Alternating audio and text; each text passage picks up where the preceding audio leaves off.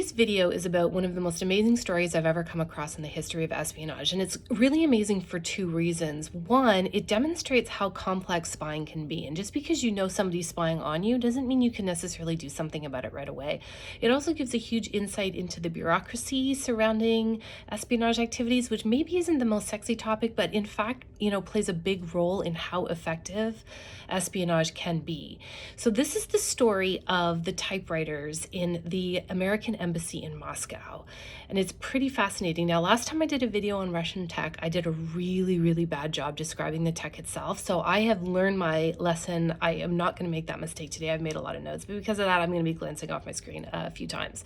So here we go. It's Moscow 1978, and the CIA station chief at the American embassy, he thinks that there's something wrong. He thinks that there's a leak somewhere, okay? Because identities are being compromised, agents are being compromised. Now, State Department's responsible for the security of the embassy. CIA also does a lot of their own security. So it's not like they're not doing anything. They're using their equipment that they have to look for the kind of compromises that they would put in. They can't find anything, but they are really worried that there's a leak. So the station chief decides to bring over, a little bit out of protocol, this guy from NSA, and his name is Charles Gandy, and he's a technical expert. He's like this technical genius on making the equipment, like engineering type stuff, okay? So they know a couple things that are giving them suspicions that the leak isn't, say, like a person in the embassy, that there's a technical nature to this leak. One is the Soviets are bombarding the embassy with microwaves, and there's really no good explanation for that at this time. The other thing is that there's a chimney shaft that seems to be not connected to any fireplaces, a brick chimney shaft. Okay, so there's some suspicious things going on.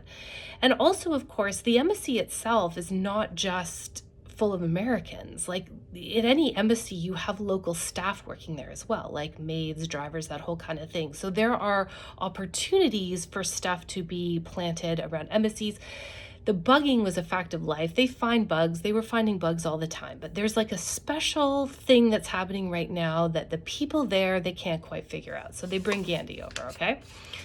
So they're worried that the microwave bombardments are exfiltrating something from the embassy, but they don't know what it is.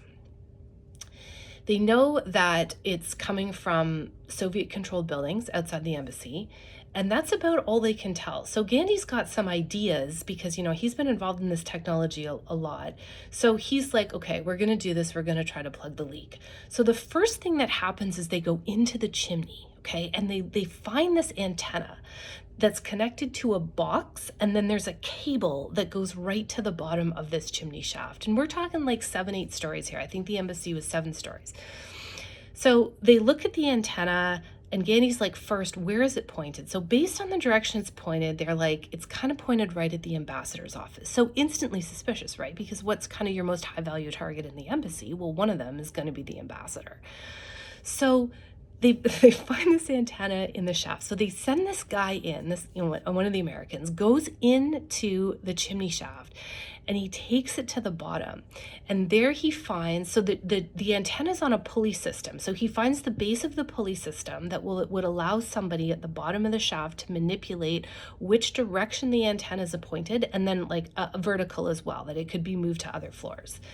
They also find a KGB listening post to communicate probably where to move the antenna, and they find a tunnel that's connected to now a building on Moscow Soviet-controlled soil. So there's access into this shaft for Russians. Okay, so you'd think that at this point, like in the movie, they just take out the antenna, like they just take it out of the shaft.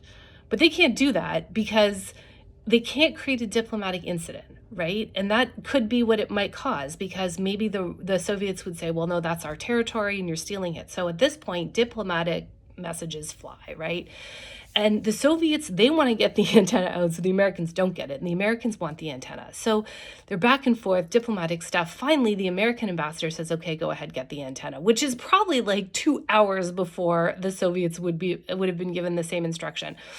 So one of the American officials goes back into the shaft And they noticed that the Soviets, while these diplomatic cables have been flying back and forth, the Soviets have installed, because it was a brick shaft, they've installed these fake bricks that have like spikes coming out of them so that if anybody else goes into the shaft, they could like impale them. So the guy in the shaft is like, get me out of here. So they're like, get the antenna. So he grabs the antenna and they get out. And they've got the antenna. So they give it to Gandhi. So Gandhi's still like, he's in Moscow and he's now going to do his thing. He's brought some really sophisticated NSA equipment and now he wants to find out, okay, what was the antenna doing? What was it communicating? What was it picking up? Okay. So Gandhi discovers a bunch of things, and this is the part I'm going to read because I really don't want to get this technical information wrong. He discovers first that it's really 3 antennas.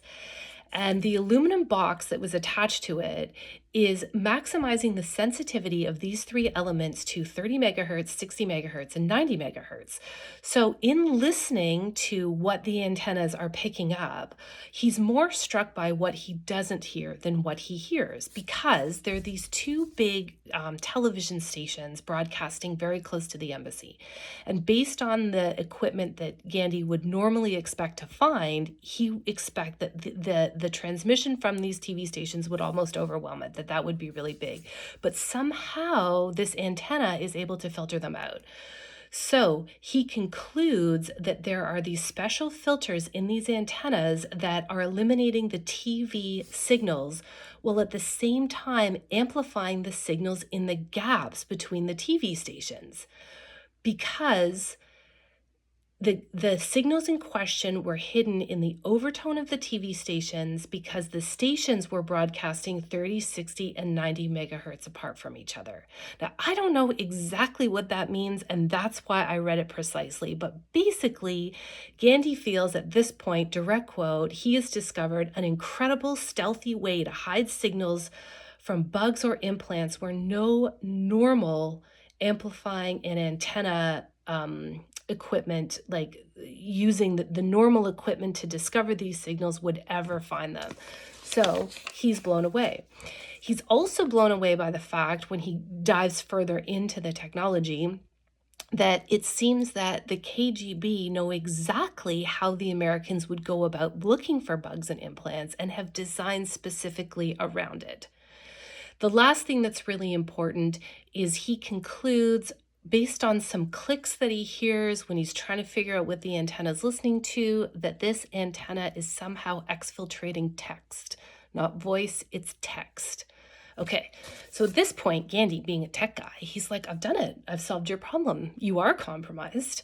I don't exactly know all the details of where you're compromised. We can't figure that out here in Moscow, but you're definitely compromised. So he goes to the CIA station chief, and the CIA station chief is like a little like, you may think you've got the smoking gun, but it just doesn't sound like, all that, like a strong argument to me. What would you do to get that, like, hey, we can show the world this is what's happening? And Gandhi's like, well, you have to get all the technological equipment out of the embassy and ship it back to America. We can replace it, of course, so the embassy can still function, but everything that's here is potentially compromised. And we don't know at this point what bits, what equipment, what anything this antenna is communicating with. Well, the CIA station chief's like, this is above my pay grade. I can't order all the equipment to be taken out of the embassy and replaced for like alone for the reason that's a huge amount of money. So Gandhi goes back to the United States and he briefs, obviously, NSA, but also CIA and State Department. And he's like, it's compromised. It's compromised. Well, the response is very meh. Okay, so the CIA is like, they're like, basically like, either you're delusional or it doesn't matter anyway, because if anything's compromised, it's the State Department stuff. Our stuff isn't compromised. Apparently also the relationship between CIA and NSA at this time isn't great. So there's a lot of territorial turf wars, empire building, silos. None of this is conducive to the CIA and the State Department being like, yes, NSA, you found this problem. Let's all work together to fix it. Okay, so that's not what happens. So the next thing is that Gandhi can't exactly tell everybody why he knows everything is so compromised, because in signals intelligence, like the engineering that you use to compromise or get access to signals, like the engineering's really, really heavily classified. So Gandhi would know a lot of stuff that, believe it or not, even people at CIA, let's say, wouldn't be cleared to know. So he's a little bit hampered from that reason. So anyway, what happens is the fighting kind of starts and it goes on for 4 years. So you have this senior technical person at NSA coming back and saying, hey, your embassy, our embassy in Moscow is compromised. Absolutely. You'd think, again, if it were the movie, then that would be the end of it. They would just go fix the compromise. But it isn't, because it isn't a movie. And this is what I mean about the bureaucracy, the bureaucratic environment. I do it all the time. We talk about these things as these monolithic entities like the United States, the federal government, whatever, but actually they're made up of a lot of parts. Espionage intelligence communities are the same thing. So here we have 3 different organizations involved who have different agendas, have different leaders. And yes, ostensibly they're all around to, work to the benefit of the United States, but the individual ideas of how to do that, plus we all know, like at the senior levels, there's personality issues, there's baggage. So in this situation, it really prevented them working together to deal with this. So 4 years goes by, okay? 4 years blows my mind. Now, it might have been longer, okay? It might have gone on forever, except in 1983 at the French embassy in Moscow, this teleprinter jams. So the person using it sends it to the tech department, and the technician, he opens it to figure out what's wrong with it, and it's filled with non-standard parts. So that teleprinter gets sent back to HQ in France, and they take it apart, and I'm not going to get into the details of what they find, but they basically find that it has been compromised, and it is communicating information and data to the KGB. So they find that out, absolutely. So, and I don't know what was happening at that moment, but sometimes, in diplomacy, it's a little bit like a chess game. So instead of keeping it a secret, which they might have done, a country wouldn't want to be embarrassed that they're fully compromised or make their allies question their, ability to keep information safe. But whatever was happening at the time, the French actually decided to make it public because it says that they wanted to embarrass the Soviets for whatever reason. There was maybe some fighting going on. So because the French made this story public about the compromise of this teleprinter and how the Soviets were using it to spy on the French embassy, they shared the technology with some of their allies, including the United States. So Gandhi got the information. So now NSA is kind of between a rock and a hard place because they've been told to stand down. They've been told, Gandhi's been told, forget the embassy in Moscow. You do not know what you're talking about. But now they have a really solid, the French embassy is compromised in Moscow. So quite presumably the American embassy is also compromised. So if they do nothing, well, that's really bad for the country. It's really bad for the citizens of the country.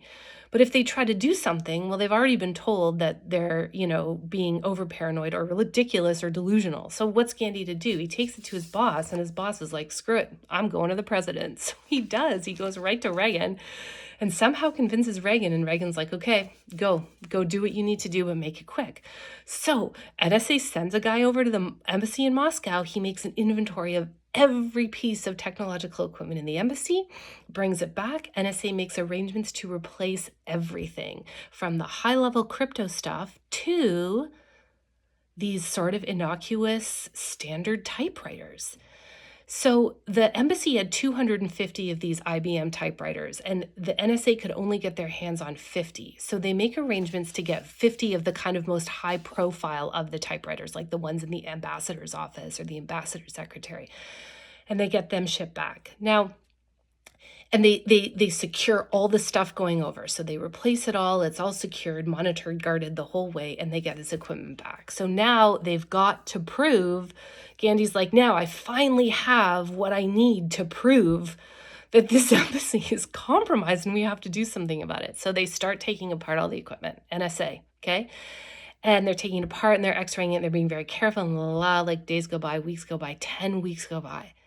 They've got nothing. Gandhi's like, oh my God, am I losing my mind? I was sure there was a compromise. What's going on? They can't find anything. Okay, so then this guy, this technician at NSA gets a shout out, Mike Arneson.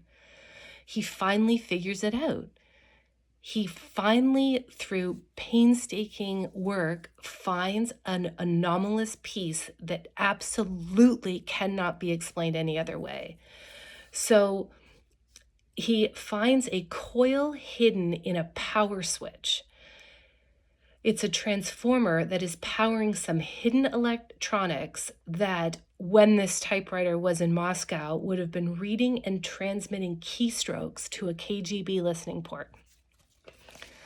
Oh my God. So he finds it. So Gandhi comes in and he takes it apart. Now, if you're really into the tech, go read in the book A Spy in Moscow Station by Eric Hasseltine. Go read the description of what he finds in the typewriter. I cannot do it justice here, but it is an incredible account of just how unbelievably sophisticated and detailed, down to like the most minute detail and layers of cover for this compromise in the typewriters. It's pretty incredible. And so Gandhi's like, I mean, he's blown away. He's blown away by the sophistication of this compromise. It is just unbelievable. So he's got it. He's got his smoking gun. They go, they tell, within the community, CIA, State Department. And what happens? Meh. Not much. State Department says it's no big deal. It doesn't matter. Even if we were compromised, who cares? CIA says same thing. It wasn't our stuff that was compromised. And all the incidents at the beginning of their agents getting compromised, which brought in Gandhi in the first place, they said, we can explain those in other ways. This has nothing to do with us. And you got to remember, 200 typewriters are still there, right? Like they didn't get to, there were 200 that they had to leave. And it's like nothing really happened.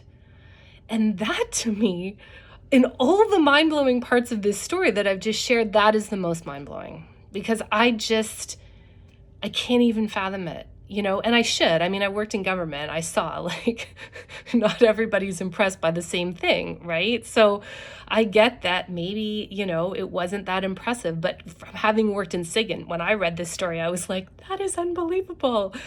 And it just didn't really do much. It didn't really affect how things were done. It didn't. Now, I guess technically it could have, and I don't know about it, and the sources I read for this, including that book, he didn't know about it, but the guy who wrote that book worked for NSA for a while, and I don't think he'd make the argument that nothing happened if he knew that something did. So it just seems like, and that's kind of also the point of the story then, right? Getting back to that bureaucratic bit at the beginning, like, just because something is American or Canadian or Russian or whatever doesn't mean that everybody in the country is in lockstep with how to perform espionage, what the priorities are, what the tradecraft should be, who has primacy in what situation. Not even everybody agrees on who the threat actors are sometimes.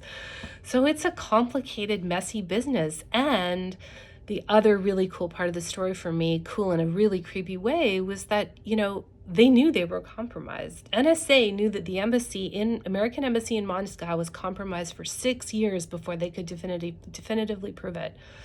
And in all those 6 years, it was business as usual.